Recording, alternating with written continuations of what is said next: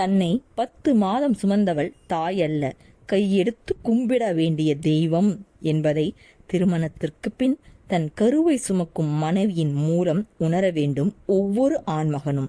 அன்று கற்பை நிரூபிக்க சீதை தீக்குளிக்க நிர்பந்திக்கப்பட்டாள்.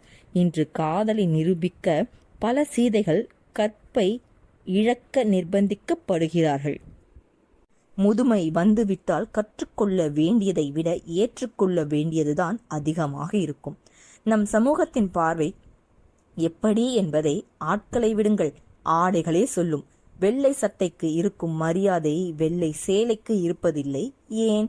உதவின்னு கேட்டா காணாமல் போனவர்களை விட கண்டுக்காம போனவர்களே அதிகம். அதை விட நம்ம கிட்ட உதவின்னு கேட்டு விடுவானோன்னு பயந்து ஒதுங்கி சென்றவர்கள்தான் அதை விட அதிகம். நம்மை சுற்றி இருக்கும் சொந்தம் 2 வகை. 1, இவனுக்கு ஏதாச்சும் செய்யணும். 2, இவனை ஏதாச்சும் செய்யணும்.